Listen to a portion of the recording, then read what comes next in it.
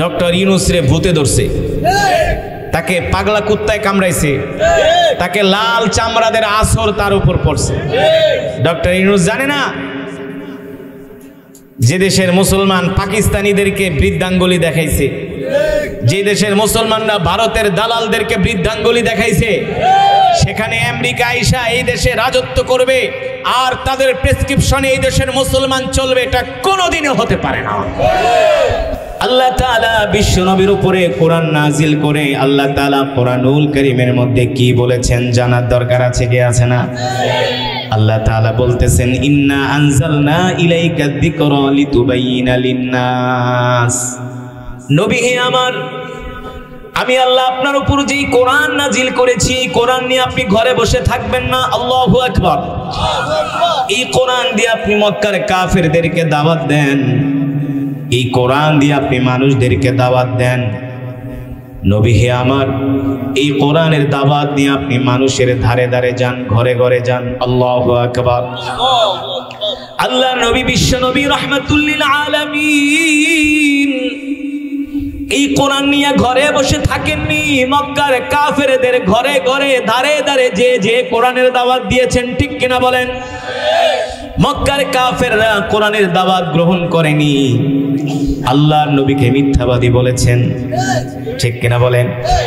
অথচ এই নবী তো সেই নবী যিনি হলেন রাহমাতুল লিল আলামিন। এই মাস কোন মাস? রবিউল আউয়াল মাস। এই রবিউল আউয়াল মাসে আল্লাহ তাআলা তার হাবিবকে দুনিয়ার জমিনে পাঠিয়েছেন। দেখেন মক্কার কাফেররা আমার নবীকে বলেছে কাযিব, মিথ্যাবাদী, নাউজুবিল্লাহ। আমার নবীকে বলেছেন কাহিন, গণক, নাউজুবিল্লাহ। আমার নবীর বিরুদ্ধে এমন কোন মিথ্যা প্রপাগান্ডা নাই মক্কার কাফেররা ছড়াননি। কিন্তু আল্লাহ রাব্বুল আলামিন বলেন নবী, মক্কার কাফেররা আপনাকে মিথ্যাবাদী বলতে পারে, জাদুকর বলতে পারে, কিন্তু আমি রব্বুল আলামিন বলতেছেন আপনি হলেন রাহমাতুল লিল আলামিন। আল্লাহর নবী এখনো দুনিয়াতে আসেননি। আল্লাহর নবীর বাবার নাম হলো আব্দুল্লাহ। নাম কি? আল্লাহর নবীর বাবার নাম হলো আব্দুল্লাহ। আব্দুল্লাহ যখন মক্কার রাস্তা দিয়ে হাঁটে, মক্কার অসংখ্য রমণীরা আব্দুল্লাহর জন্য পাগল হয়ে যায়। আব্দুল্লাহকে ডাক দেয়, তাআলা ইয়া শাবাব, এ যুবক এদিকে আসো, আমরা মক্কার সুন্দরী সুন্দরী রমণীরা তোমাকে বিয়ের প্রস্তাব দিচ্ছি। মক্কার সম্ভ্রান্ত পরিবারের রমণীরা আল্লাহ রাসূলের পিতা আব্দুল্লাহকে বিয়ের প্রস্তাব দেয়। আব্দুল্লাহ তো মক্কার সুন্দরী রমণীদের বিয়ের প্রস্তাব গ্রহণ করে না। তার কারণ হলো আব্দুল্লাহ দুনিয়ার কোন সাধারণ পুরুষ নন, তিনি হলেন একজন অসাধারণ পুরুষ। আর আব্দুল্লাহ দুনিয়ার কোন যেমন তেমন পুরুষ নয়, যেমন তেমন ঘরের সন্তান নয়। আব্দুল্লাহর বাবার নাম হলো আব্দুল মুত্তালিব, যিনি হলো বাইতুল্লাহর মুতাওয়াল্লি। আল্লাহু আকবার। যার ঔরস থেকে জন্ম নিবে কুল কায়নাতের নবী, তামাম পৃথিবীর নবী রাহমাতুল লিল আলামিন। প্রতিদিন আব্দুল্লাহর কাছে বিয়ের প্রস্তাব আসে, আব্দুল্লাহ আর লজ্জায় ঘর থেকে বের হয় না। মক্কার রমণীরা আব্দুল্লাহর জন্য পাগল হয়ে যায়। এবার মক্কার সুন্দরী সুন্দরী রমণীদের বাবারা আব্দুল মুত্তালিবের কাছে যায়, বলে আব্দুল মুত্তালিব, আমার মেয়ের জীবনটা ভিক্ষা দাও, তোমার সন্তানের সাথে, তোমার ছেলের সাথে আমার মেয়ের বিবাহের ব্যবস্থা করো, বিনিময়ে যা চাও আব্দুল মুত্তালিব তাই দিব। আব্দুল মুত্তালিব ডাক দিয়ে বলে, হে মক্কার সুন্দরী রমণীর বাবারা, এই মক্কায় তো আরো অনেক যুবক আছে, কিন্তু আমার আব্দুল্লাহর জন্য কেন পাগল হয়েছ? মক্কার রমণীরা বলে, আব্দুল্লাহর চেহারার মধ্যে যে একটা নূরের আভা দেখা যায়, এই নূরের আভা মক্কার কোন যুবকদের চেহারার মধ্যে দেখা যায় না। সেটাই ছিলেন রাহমাতুল লিল আলামিন। অল্প সময় বয়ান করব, কিন্তু মন দিয়ে শুনতে হবে। রাজি আছেন? জজবা নিয়ে শুনতে হবে ইনশাআল্লাহ। বিশ্ব নবী পেয়ারা রাসূলের জীবনী, পেয়ারা রাসূলের সিরাত নিয়ে আলোচনা করছি। আসমানের নিচে জমিনের উপরে এর চাইতে আর উত্তম আলোচনা হতে পারে না। যিনি হলেন রহমতের আধার, ঠিক কিনা বলেন? উম্মতের কান্ডারি, ইমামুল আম্বিয়া, সাইয়্যিদুল মুরসালিন, খাতামুন নবিয়্যিন, যাকে সৃষ্টি না করলে আল্লাহ তাআলা तमाम পৃথিবী কুল কায়নাত কিছুই সৃষ্টি করতেন না। সেই রাসূলের জীবনী নিয়ে আলোচনা করছি, আর রাসূলের আশিকদের কাছে এর চাইতে আর দামি আলোচনা নেই। কারণ আমরা আমাদের জীবনের চেয়ে আল্লাহ রাসূলকে ভালোবাসি। ভালোবাসি কি বাসি না? জোরে বলেন, ভালোবাসি কি বাসি না? আল্লাহ রাসূলের জন্য আমরা আমাদের জীবন দিতে রাজি আছি। আল্লাহ রাসূলের জন্য আমরা আমাদের সন্তানকে এতিম করতে রাজি আছি। আল্লাহ রাসূলের মহব্বতে আমরা আমাদের স্ত্রীদেরকে বিধবা করতে রাজি আছি। যদি বলেন যে হুজুর এত কিছু করতে রাজি নাই, তাহলে বুঝতে হবে আপনার ঈমান নাই, ঈমান দুর্বল, ঈমান দুর্বল। যে বিষয় বলছিলাম, এবার হযরত আব্দুল্লাহ মক্কার রাস্তায় বের হয় না, লজ্জা পায়। অসংখ্য রমণীরা তার বাড়ির সামনে আইসা ভিড় জমায়। মক্কার রমণীরা হযরত আব্দুল্লাহর জন্য পাগল হয়ে যায়। কিন্তু হযরত আব্দুল্লাহ তো আর যেন তেন মহিলাকে বিয়ে করবে না। হযরত আব্দুল্লাহর সাথে আমিনার বিয়ের ব্যবস্থা হয়ে যায়। আল্লাহু আকবার। হযরত আমিনা তো সেই মহিয়সী নারী যার গর্ভে আসবে আল্লাহ রাসূল। হযরত আব্দুল্লাহর সাথে আমিনার বিবাহ হয়ে যায়। পুরো মক্কার মধ্যে খবর হয়ে যায়। মক্কার মধ্যে এই কথা ছড়িয়ে পড়ে, হে শুনছনি মক্কার রমণীরা, আব্দুল্লাহ অসংখ্য হাজার হাজার রমণীদেরকে, অসংখ্য হাজার হাজার রমণীদের হৃদয় ভেঙে মহিয়সী রমণী আমিনার সাথে আব্দুল্লাহর বিয়ে হয়ে গিয়েছে। এই কথা শোনার পরে মক্কার রমণীরা এতটা কষ্ট হয়, এতটা কষ্ট পায়, এতটা ভেঙে পড়ে।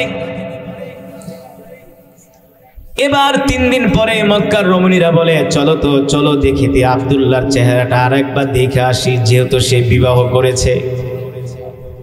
এবার 3 দিন পরে মক্কার রমণীরা রাস্তায় বের হয় আব্দুল্লাহকে দেখার জন্য। আব্দুল্লাহর চেহারার দিকে তাকায় আর মক্কার রমণীরা চলে যায়। আর আব্দুল্লাহকে ডাক দিয়ে বলে, আব্দুল্লাহ, 3 দিন আগেও তুমি আমাদের কাছে ছিলে হীরার টুকরা, এখন আর আমাদের কাছে তোমার কোনো দাম নাই। বলে, কারণ কি? বলে, 3 দিন আগেও তোমার চেহারার মধ্যে একটা নূরের আভা দেখতে পেয়েছিলাম, সেই নূরের আভাটা এখন আর নাই। সেই নূরের আভাটা থাকবে কিভাবে? সেটাই তো ছিল আল্লাহর রাসূল। আল্লাহর রাসূল তো চলে গিয়েছেন হযরত আমিনার রেহেমের মধ্যে, ঠিক কিনা বলে? এবার আল্লাহর রাসূল রাহমাতুল লিল আলামিন মায়ের গর্ভে। মক্কার রমণীরা এই কথা বলতে বাধ্য। আব্দুল্লাহ, বিয়ের 3 দিন আগেও তোমার চেহারার মধ্যে একটা আকর্ষণ ছিল, নূর ছিল, একটা আলো ছিল। তোমার চেহারা দেখে আমরা বুঝতে পেরেছিলাম তুমি মক্কার কোনো সাধারণ যুবক না। এই জন্য আমরা তোমার জন্য পাগল হয়েছিলাম। কিন্তু এখন তোমার চেহারার মধ্যে তাকায় আমরা দেখতে পাই সেই নূরের আলো, নূরের আভা নাই। তার মানে আমাদের কাছে এখন তোমারও কোনো দাম নাই। এই কথা বলে মক্কার রমণীরা আর্তনাদ করতে করতে চলে যায়। হযরত আমিনার গর্ভে আল্লাহর রাসূল চলে আসেন। 6 মাস পরে আব্দুল্লাহ ব্যবসা করার জন্য আমিনার থেকে বিদায় নিয়ে বাড়ি থেকে বের হয়ে যায়। পথিমধ্যে হযরত আব্দুল্লাহর ইন্তেকাল হয়ে যায়। বাড়িতে খবর আসে, আমিনা, ও আমিনা, শুনছনি তোমার স্বামী আব্দুল্লাহ ইন্তেকাল করেছে। এই কথা শোনার পরে হযরত আমিনা ভেঙে পড়ে। তার হৃদয়টা ভেঙে খান খান হয়ে যায়। তার চোখ থেকে অশ্রু ঝরতে শুরু করে আর তিনি আসমানের দিকে তাকায়া কান্না করে। হযরত আমিনা মনে মনে ভাবে, আব্দুল্লাহ আমার গর্ভে তুমি সন্তান দিয়া আমাকে একা রেখে চলে গেলে, আব্দুল্লাহ তোমার সন্তান আমার গর্ভে, এই সন্তানকে আমি কিভাবে মানুষ করব, কিভাবে বড় করব, কে আমার সন্তানের নাম রাখবে? এই কথা ভেবে হযরত আমিনা কষ্ট পায়। হযরত আমিনা রাস্তার দিকে তাকায়, দেখেন বাবারা ছোট ছোট বাচ্চাদের হাত ধরে খেলা করতে নিয়ে যায়, বাজারে নিয়ে যায়। বাবারা তার সন্তানদেরকে কাঁধে উঠায়া আদর করতে করতে রাস্তা দিয়া হাসতে হাসতে যায়। এই দৃশ্য দেখার পরে হযরত আমিনা আরো বেশি কষ্ট পায়, আর মনে মনে ভাবে, হায় রে, আমার আব্দুল্লাহ দুনিয়াতে নাই, কিছুদিন পরে আমার সন্তান দুনিয়াতে আসবে, কে আমার সন্তানের নাম রাখবে, কে আমার সন্তানকে খেলনা কিনে দিবে, কে আমার সন্তানকে আদর করবে? এই কথা ভেবে হযরত আমিনা কান্না করতে থাকে, আসমানের দিকে তাকায় আর তার চোখের পানি ঝরে। আল্লাহ রাব্বুল আলামিন ডাক দিয়া বলে, জিবরাইল জমিনে যাও, জমিনে যাও, যার গর্ভে আমার হাবিব রাহমাতুল লিল আলামিন, আল্লাহু আকবার, যার গর্ভে আমার বন্ধু, যার গর্ভে আমার হাবিব, যাকে সৃষ্টি না করলে আমি আল্লাহ তামাম পৃথিবী কুল কায়নাত কিছুই সৃষ্টি করতাম না। আজকে সেই আমিনা কষ্ট পাইতেছে, কে আমিনার সন্তানের নাম রাখবে, কে আমিনার সন্তানকে খেলনা কিনে দিবে, কে আমিনার সন্তানের দায়িত্ব নিবে? এই কথা ভেবে আমিনা কষ্ট পায়। জিবরাইল তুমি যে আমিনাকে বলে দাও, আমিনা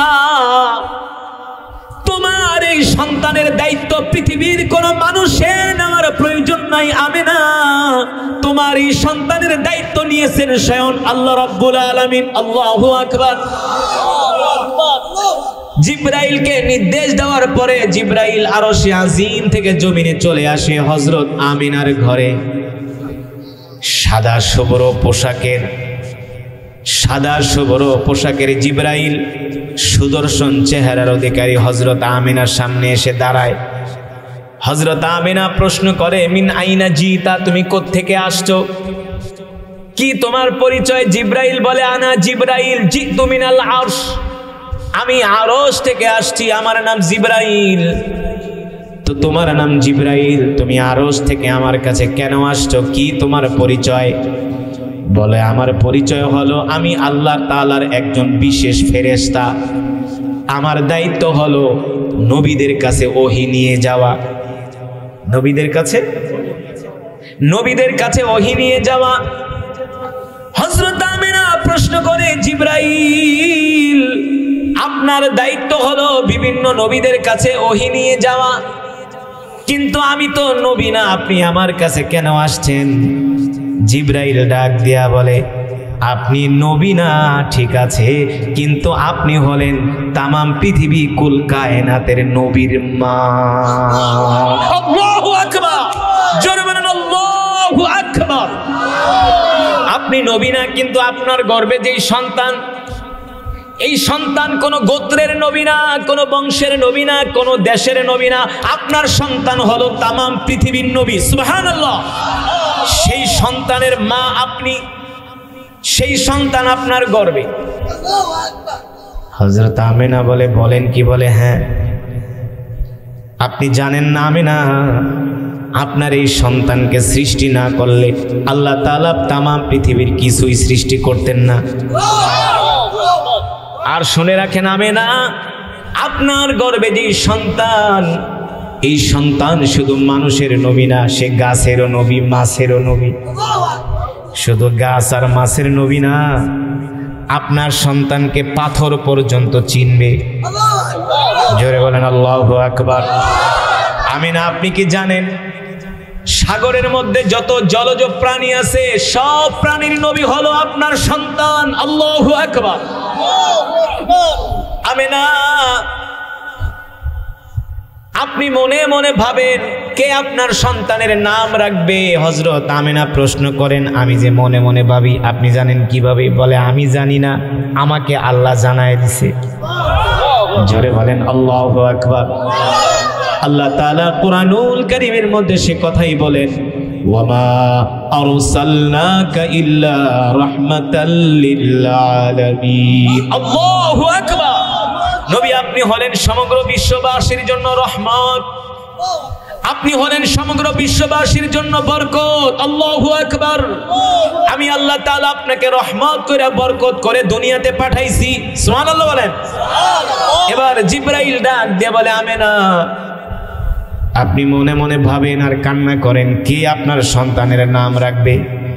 শোনেন আমেনা, দুনিয়ার কোনো মানুষের আপনার সন্তানের নাম রাখার প্রয়োজন নাই। আপনার সন্তানের নাম রেখে দিয়েছেন আরশের মালিক স্বয়ং আল্লাহ রাব্বুল আলামিন। আর আপনার সন্তানের নাম হবে মুহাম্মদ। আপনার সন্তানের নাম হবে মুহাম্মদ, যার অর্থ হলো অধিক প্রশংসিত। সুবহানাল্লাহ বলেন। যার অর্থ হলো অধিক প্রশংসিত। আমিনা, শোনেন, এখানেই শেষ নয়। আপনার সন্তানের নাম হবে মুহাম্মদ, এখানেই শেষ নয়। আমিনা, শোনেন, আপনি মনে মনে ভাবেন কে আপনার সন্তানকে খেলনা কিনে দিবে। আমিনা, শোনেন, দুনিয়ার সাধারণ শিশুরা হয় কাঠের খেলনা দিয়া খেলা করে, অথবা মাটির খেলনা, অথবা পাথরের খেলনা, অথবা স্বর্ণের খেলনা। এর চাইতে কি আর দামি? এর চাইতে আর দামি না আমেনা। কিন্তু শোনেন আমেনা, আপনার যেই সন্তান আপনার গর্ভে, এই সন্তান দুনিয়ার কোনো সাধারণ সন্তান না। আর দুনিয়ার কাঠের খেলনা, মাটির খেলনা, স্বর্ণের খেলনা দিয়ে আপনার সন্তান খেলবে, এটা তার জন্য শোভা পায় না। আপনার সন্তানের সাথে খেলা করার জন্য আল্লাহ রাব্বুল আলামিন আসমান থেকে সুবিশাল চাঁদ আপনার বাড়িতে পাঠিয়ে দিবে। আল্লাহু আকবার। আকাশের চাঁদ এসে আপনার সন্তানের সাথে খেলা করবে। আকাশের চাঁদ এসে, চাঁদ আপনার বাড়িতে আসবে, সেই চাঁদ এসে আপনার সন্তানের সাথে খেলা করবে। আমিনা, আপনার আর কোনো দুঃখ আছে? বলেন। হযরত আমিনা বলে, জিবরাইল, আর কোনো দুঃখ নাই। সুবহানাল্লাহ। হযরত আমিনা বলে, জিবরাইল, আমার আর কোনো দুঃখ নাই। জিবরাইল ডাক দে বলে, আমিনা, একবার একটু মনে মনে ভাবেন তো, চিন্তা করেন তো, আপনার শরীর থেকে জান্নাতের খুশবুর ঘেরান বের হয় কি হয় না?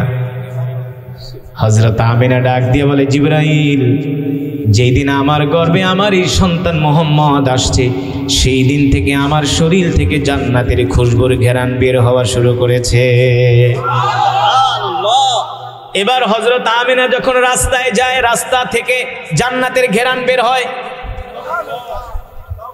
আশেপাশের মহিলারা কানা ঘোষা করে, এই আমিনা এত দামি দামি খুশবু কোথায় পায়? এত দামি দামি সেন্ট কোথায় পায়? যে ঘ্রাণ আমরা আজ পর্যন্ত শুনি নাই, কোনোদিন নাকের মধ্যে পাই নাই।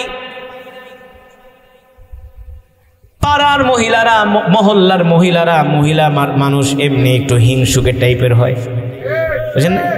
হযরত আমিনার শরীর থেকে জান্নাতের খুশবুর ঘেরান, আর তাদের শরীরে ঘামের গন্ধ। একজন আর একজনকে, এই আমিনা এত দামি দামি খুশবু কোত্থেকে পায়? কারণ কি আমিনার স্বামী নাই। এত দামি দামি খুশবু তাকে কে দেয়? মহিলারা হিংসা করে। আব্দুল মুত্তালিবের কাছে যায়, বিচার দেয়, আব্দুল মুত্তালিব, আপনার ছেলে মারা গেছে, আপনার ছেলের বউ দামি দামি খুশবু লাগায়, এত দামি দামি খুশবু কোথায় পায়? আর আমাদের আরবদের প্রথা হলো, কোনো স্ত্রীর স্বামী যদি মারা যায়, সে কোনো খুশবু ব্যবহার করতে পারবে না। এটা হলো আরবদের প্রথা। প্রতিদিন হযরত আমিনার নামে নালিশ আসে, নালিশ। আব্দুল মুত্তালিব তার স্ত্রীকে ডাক দিছে, এদিকে আসো, আমাদের আমিনা নাকি দামি দামি খুশবু লাগায়। পাড়ার মহিলারা এসে আমিনার নামে নালিশ দেয়। একদিন আমেনাকে ডাকো, আমরা আমেনার থেকে জিজ্ঞেস করি সে দামি দামি খুশবুগুলো কোথায় পায়, কে তাকে দামি দামি খুশবুগুলো দেয়। আব্দুল মুত্তালিবের স্ত্রী বলে, শোনেন স্বামী, আমিও কিন্তু আমেনার শরীর থেকে দামি দামি খুশবুর ঘেরান পাই। বলে তুমি কিভাবে পাও? তুমি তোমার এই তো ছেলের বউ। বলে হ্যাঁ, আমার ছেলের বউ যখন রান্না করার জন্য রান্নাঘরে যায়, রান্নাঘর থেকেও খুশবুর ঘেরান বের হয়। পানি আনতে যায়, সেখান থেকেও ঘেরান বের হয়। সব সময় শুধু তার থেকে জান্নাতের খুশবুর ঘেরান বের হয়। আল্লাহু আকবার। আব্দুল মুত্তালিব বলে, তাহলে তো আসলেই কথাটা তো আসলেই সত্য। একদিন আমেনাকে ডাকো, আমেনাকে আমরা কিছু প্রশ্ন করি। আব্দুল মুত্তালিবের স্ত্রী বলে, শোনো, আমেনা কোনো দুনিয়ার সাধারণ মহিলা না, সাধারণ ঘরের মহিলা না। আমেনার গর্ভে আমাদের নাতি, সুতরাং ভালো বংশের মেয়ে, মহীয়সী রমণী, ভদ্র মেয়ে। কিভাবে আমরা তাকে এই কথা জিজ্ঞেস করি? আমাদের ছেলে মারা গেছে, এমনি মেয়েটা বিধবা, মনে অনেক কষ্ট। কারণ একজন রমণীর গর্ভে, যদি একজন মহিলার গর্ভে সন্তান থাকা অবস্থায় যদি স্বামী মারা যায়, এর মতো কষ্ট, এর মতো দুঃখ আর ওই মহিলার যা হয় পৃথিবীর কোনো মানুষ বুঝতে পারে না। তার মনের যে অবস্থা পৃথিবীর কোনো ভাষা, কোনো অভিধান দিয়ে বোঝানো যায় না। ঠিক কিনা বলেন? আব্দুল মুত্তালিব বলে, একদিন ডাক দাও, আমরা একটু নরম ভাষায় তার থেকে জিজ্ঞেস করি আসলে সে দামি দামি খুশবু কোথায় পায়। একদিন আব্দুল মুত্তালিব হযরত আমেনাকে ডাক দিছে, আমেনা এদিকে আসো। আব্দুল মুত্তালিব বলে, মা রে, তুমি তো আমাদের ভালো একজন বউ, তোমার গর্ভে আমাদের নাতি আসতেছে, কিছুদিন পরে আমরা আনন্দিত উৎফুল্ল মা। কিন্তু তুমি কিছু মনে করো না, আমরা তোমাকে একটা প্রশ্ন করি মা। পাড়ার মহিলারা এসে, মানুষ এসে বলে যায় তুমি নাকি দামি দামি খুশবু ব্যবহার করো। মা, তুমি কিছু মনে করো না, আমাদের আরবদের প্রথা হলো, কোনো স্বামী যদি মারা যায়, ওই মহিলা কোনো দামি খুশবু কিছুই ব্যবহার করতে পারবে না। এটা হলো আমাদের আরবদের প্রথা, আর আমি হলাম সমাজের নেতা। মাগো, তুমি যদি এই দামি দামি খুশবুগুলো ব্যবহার করো, এতে করে মানুষের কাছে আমাকে প্রশ্নের সম্মুখীন হতে হয়। এই কথা শোনার পরে হযরত আমিনার চোখ দিয়া জর জর করে পানি পড়তেছে। কারণ যারা সতী সাধ্বী মহিলা, তাদেরকে এর চাইতে আর বেশি কিছু বলা লাগে না। জাতের মেয়েদেরকে এর চাইতে আর বেশি কিছু বলার প্রয়োজন। এই কথা শোনার পরে হযরত আমিনা কান্না করে দিছে। আব্দুল মুত্তালিব ডাক দিয়া বলে, লিমা তাবকি ইয়া আমিনা, ইয়া উম্মি আমিনা। আমিনা, তুমি কাঁদো কেন? মা, তুমি কেঁদো না, আমি তো তোমাকে কান্না করার কিছুই বলি নাই। হযরত আমিনা ডাক দিয়া বলে, আব্বাজান, আপনি আমাকে প্রশ্ন করেছেন আমি দামি দামি আতর খুশবু কোথায় পাই। এই ঘ্রাণ তো দুনিয়ার কোনো খুশবুতে পাওয়া যায় না। আব্বাজান শোনেন শোনেন, আমার স্বামী আব্দুল্লাহ মারা গেছে, কে আমাকে খুশবু কিনে দিবে? আমি তো বিধবা।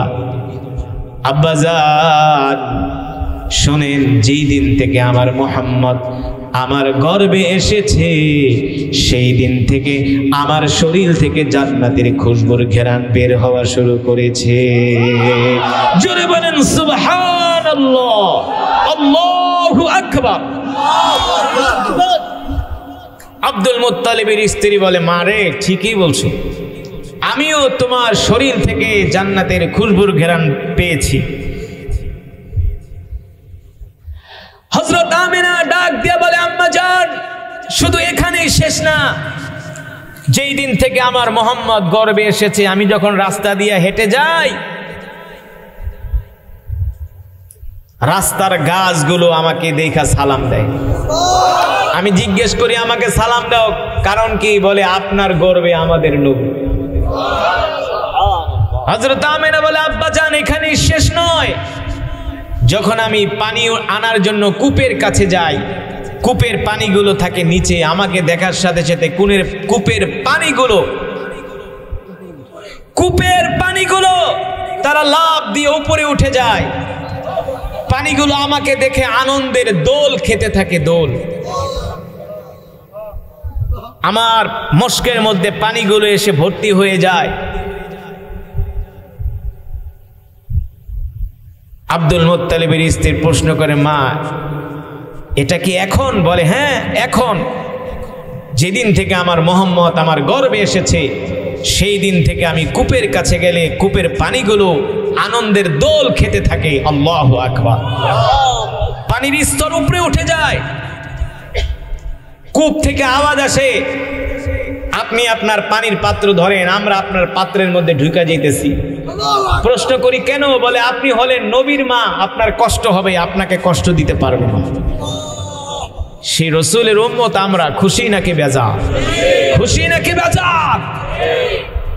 মুসলমান, যে রসুলের উম্মত হওয়ার জন্য আগেকার পয়গম্বর আল্লাহ তাআলার কাছে দোয়া করেছিল, ঠিক কিনা বলেন? আল্লাহ তাআলা আমাদেরকে বিনা দরখাস্তে সেই রসুলের উম্মত বানিয়েছেন। আজকে বাংলাদেশে এই যে রবিউল আউয়াল মাস, এই 12ই রবিউল আউয়ালে বাংলাদেশের কিছু মুসলমানরা তারা রবিউল আউয়ালে আসলে তারা কেক কাটে, বিরিয়ানি রান্না করে খায়। খায় কি খায় না? তোবারক খায়। তারা বলে ঈদে মিলাদুন নবী নাকি পৃথিবীর শ্রেষ্ঠ ঈদ, অথচ কোরআন হাদিসের কোথাও নাই আছে যে ঈদে মিলাদুন নবী ঈদ। ঈদ তো দুইটা, ঈদুল ফিতর, ঈদুল আদহা।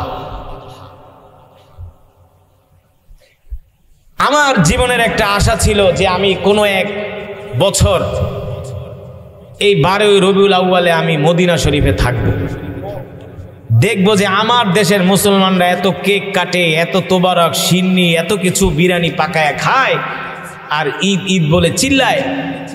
যেই মদিনায় রসুলের রওজা, যেখানে রসুল শুয়ে আছেন, রওজায়ে আতহারে মদিনাতুত তাইয়্যিবায়। আমার জীবনের ইচ্ছা যে আমি এক বছর 12ই রবিউল আউয়ালে মদিনা শরীফ থাকব, আর দেখব যে মদিনার মানুষ 12ই রবিউল আউয়ালে কেক কাটে কিনা আর তোবারক রান্না করে কিনা। আলহামদুলিল্লাহ, ঘটনাক্রমে এই বছরের 12ই রবিউল আউয়াল আমি মদিনা শরীফে ছিলাম। মদিনা শরীফে ছিলাম, রসুলের রওজা আতহারের কাছে গেলাম, পেয়ারা রসুলকে, পেয়ারা নবীজিকে হৃদয় ভরে সালাম জানালাম। মদিনার আশেপাশে ঘুরি আর দেখি কোন জায়গায় তোবারক রান্না করে কিনা। পুরা মদিনা ঘুরলাম, কই 12ই রবিউল আউয়ালে কেউ কোনোদিন বলল না আজকে ঈদ, আজকে নবীর জন্ম ঈদ, আজকে বিরিয়ানি রানতে হবে, তেহারি রানতে হবে, তোবারক রানতে হবে। কোন জায়গায় দেখলাম না এক ডেক খিচুড়ি রাইন্দা মানুষে দিতে আছে যে আসো আসো আজকে ঈদ মিলাদুন নবী, বড় ঈদ, রসুলের জন্ম ঈদ, নেও জন্মের খাওয়া খাও। আপনাদের কাছে আমার প্রশ্ন, 12ই রবিউল আউয়ালে যদি তোবারক খাওয়া, সিন্নি খাওয়া, জিলাপি খাওয়া, এটা যদি রসুলের মহব্বতের বহি প্রকাশ হতো, তাহলে মদিনাতুল মুনাওয়ারায় হাজার হাজার লক্ষ লক্ষ উট আর দুম্বা জবাই কইরা লক্ষ লক্ষ ডেক, তেহারি, বিরিয়ানি, তোবারক রান্না করা হতো। কিন্তু কই মদিনা শরীফ তো কোনো জায়গায় নাই, কোনো জায়গায় নাই। যদি এগুলো রান্না করতে হয়তো বা আরবের মানুষরা আমাকে চিনে না, কিন্তু বাংলাদেশের মানুষ তো চিনে।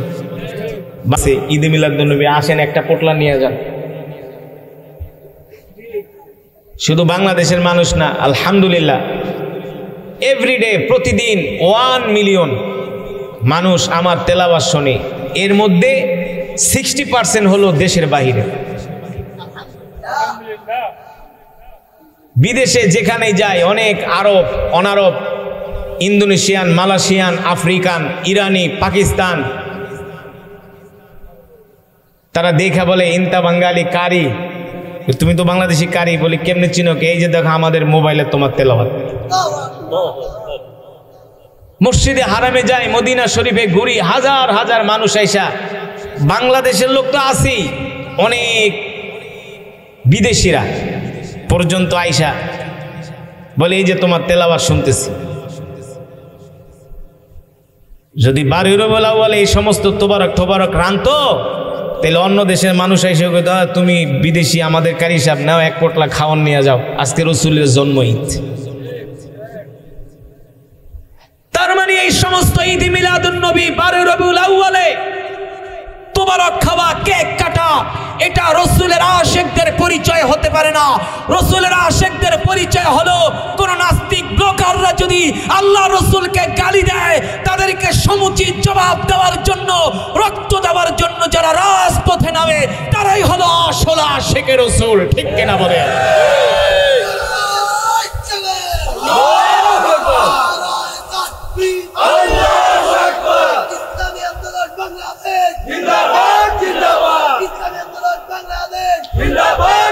মাশাআল্লাহ, আল্লাহ রসুলের আশেকেরা, আল্লাহ রসুলের আশেক তো তারা যারা প্রতিটা কদমে কদমে আল্লাহ রসুলের সুন্নতগুলো মানে। দেখবেন যারা এই সমস্ত ঈদে মিলাদুন নবী পালন করে সবগুলো হলো গাঁজাখোর।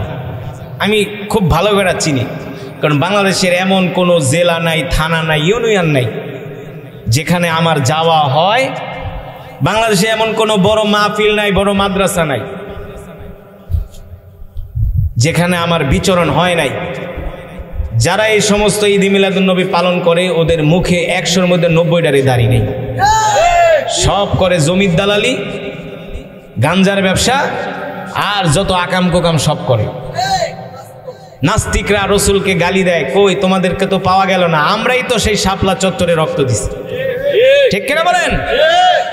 বর্তমান সরকার ডক্টর ইউনূস তিনি এখন একটা প্রজ্ঞাপন জারি করছে, বাংলাদেশের প্রত্যেকটা বিদ্যালয়ে নাকি গান শিখানোর জন্য শিক্ষক নিয়োগ দেওয়া হবে।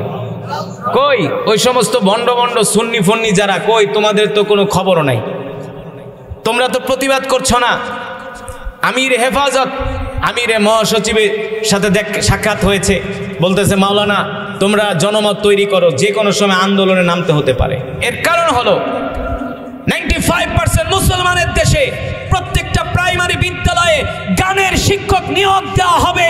আমাদের ব্যাট ট্যাক্সের পয়সা দিয়া আমাদের সন্তানদেরকে গান শিখাবে, এটা বাংলাদেশের কোনো মুসলমান মেনে নিবে না। ঠিক না? ডক্টর ইউনূস রে ভূতে ধরছে, তাকে পাগলা কুত্তায় কামড়াইছে, তাকে লাল চামড়াদের আসর তার উপর পড়ছে। ডক্টর ইউনূস জানে না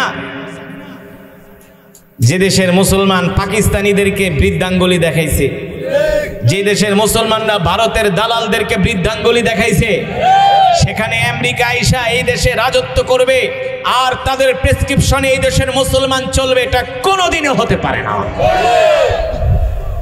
আর এই সমস্ত অপকর্মের বিরুদ্ধে যারা প্রতিবাদ করবে আসলে তারাই হলো সত্যিকার অর্থে আশিকে রসুল। ঠিক কিনা বলেন?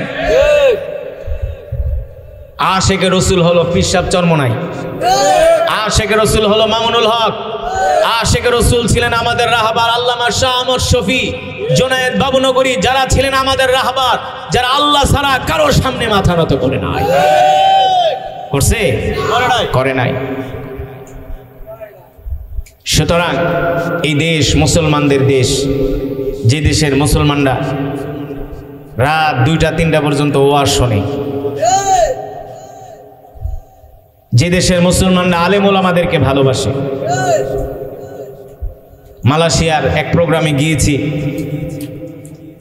মালাই লোকেরা কইতেছে তোমাকে বাংলাদেশের মুসলমান হইল পাগলা মুসলমান। বলি কেন?